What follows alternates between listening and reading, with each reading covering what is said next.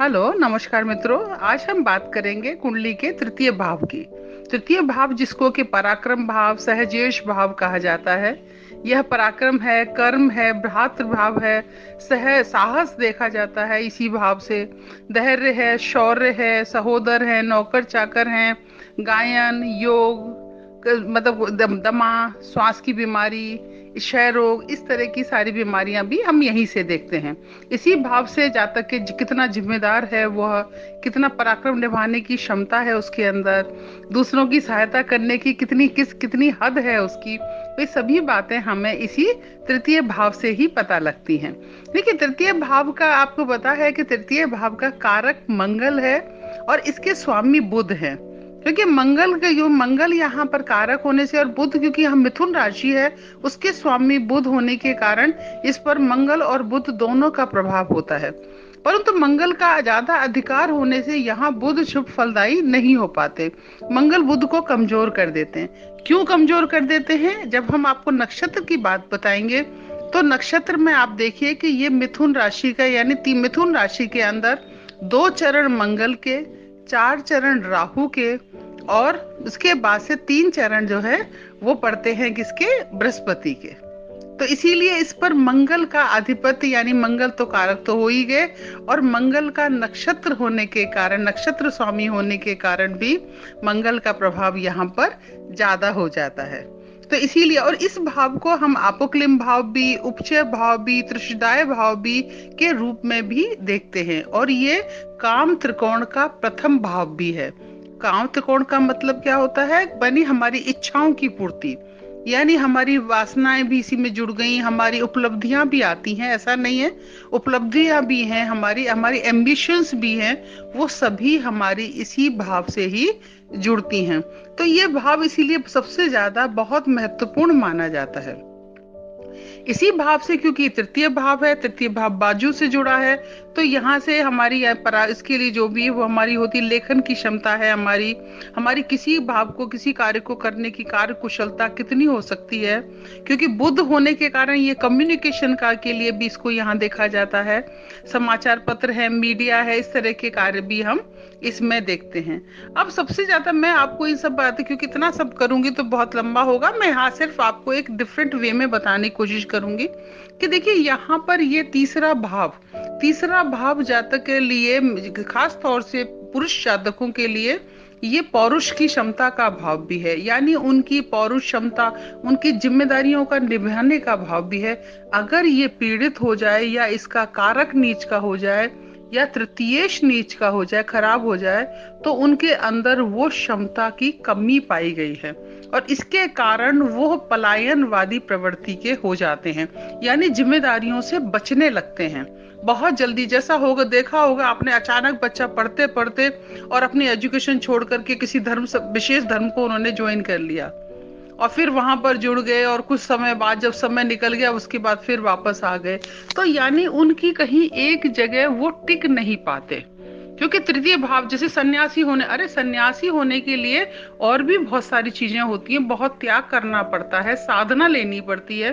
लेकिन क्योंकि ये हमें इस जिम्मेदारी, इस जो हमारे इस जगह पर जब हमारे ग्रस्त जीवन की तरफ हम अग्रसर हो रहे हैं, तो उसमें बहुत सारी हमारी जिम्मेवारियां होती हैं, उनको हम नहीं कर पाते, इसीलिए हम भाग जाते हैं। तो ये जो आजकल का युवा वर्ग है, उसमें इस तरह की प्रवृत्तियां तो बहुत बढ़ रही हैं। क्योंकि आप देखिए, अगर मुझे सन्यासी का जीवन जीना है तो मैं गृहस्थ में रह करके भी जिया जा सकता है, संयमी रूप में जिया जा सकता है, और भी तरीके हैं उसको रहने के, लेकिन पलायनवादी प्रवृत्ति नहीं होती। यही पलायन वाली प्रवृत्ति जो है वो कायरता के में बदल जाती है कभी कभी, और इसके द्वारा जो है जातक कभी कभी आत्मघाती प्रवृत्तियां भी उनके अंदर डेवलप हो जाती हैं, यानी अपने को नुकसान पहुंचाना, आत्महत्या का, यानी आत्महत्या करने पर उनको सीधा एक इजी वे लगता है कि अब इसको खत्म कर दो। तो वो क्यों हो गया, क्योंकि इसलिए हो रहा है क्योंकि उनके अंदर उतनी क्षमता नहीं है किसी से लड़ने की।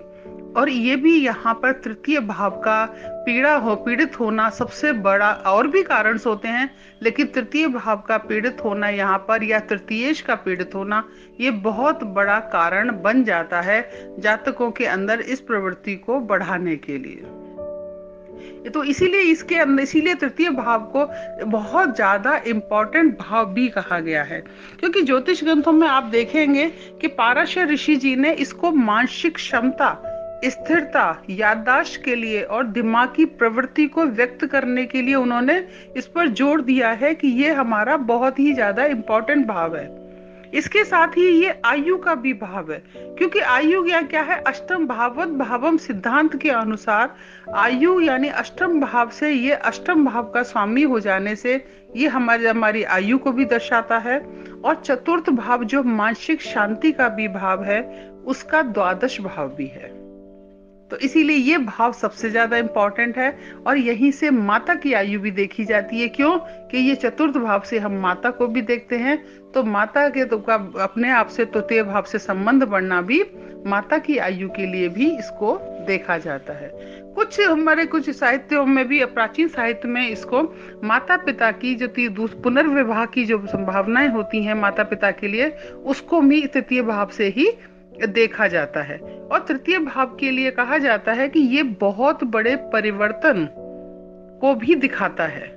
और ये कहीं पर भी जो कहते हैं ना, किसी आध्यात्मिक गुरु को बनाना, आपके पिता के आध्यात्मिक गुरु या आपके ससुर के आध्यात्मिक गुरु, या ससुराल पक्ष में भी किसी के कोई अचानक होने वाली घटनाओं को भी ये तृतीय भाव दिखाता है।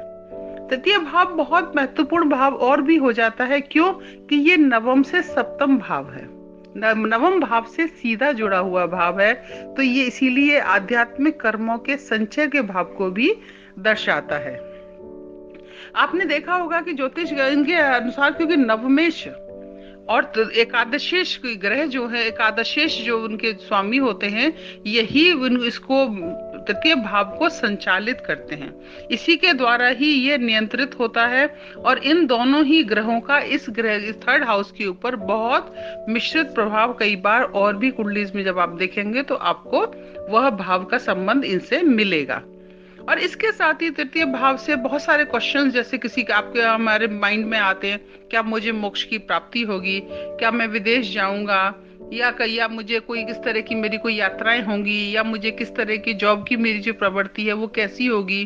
तो वो सब चीजों के जवाब आपको कहाँ मिलेंगे? ये सारे ही आपको स्पिरिचुअलिटी से संबंधित, मृत्यु से संबंधित जो भी हमारे भाव हैं, वो हमको यही तृतीय भाव से ही पता लगते हैं। तो ये है तृतीय भाव। देखिए कितना इंपॉर्टेंट भाव है। ये आपकी हॉबीज का भाव भी है। जब कभी कभी इसका दशम भाव से जुड़ना भी आपके प्रोफेशन को आपकी हॉबी से कनेक्ट करता है। तो ये तो इस तरह का हो गया। अब आपको मैं छोटे छोटे कुछ टिप्स भी दूंगी, कि टिप्स से मतलब है कि जैसे तृतीय भाव में जो मेरी ऑब्जर्वेशन के अकॉर्डिंग दे रही हूँ आपको, कि मैंने देखा है तृतीय भाव में अगर शुक्र हो तो ऐसा जातक, वो छोटे भाई बहन तो उसकी लग्जरियस लाइफ जिएंगे, लेकिन खुद के उनके चरित्र को थोड़ा सा संशय होता है, उनके चरित्र पर थोड़ा डाउट होता है। उनको सलाह दी जाती है कि वो अपने आप को थोड़ा संयमित होकर रखें। और ये तृतीय भाव में शुक्र होने के कारण वो बातें तो बहुत बढ़ चढ़ के करेगा, लेकिन पराक्रम नहीं करता। क्यों? क्योंकि तृतीय भाव में इस तरह के सॉफ्ट प्लैनेट बैठने से जहां तक बड़ बोला तो हो जाएगा, लेकिन वो एक्शन में उस काम को नहीं कर पाते हैं। तो ये है उसका तृतीय भाव में शुक्र का प्रभाव।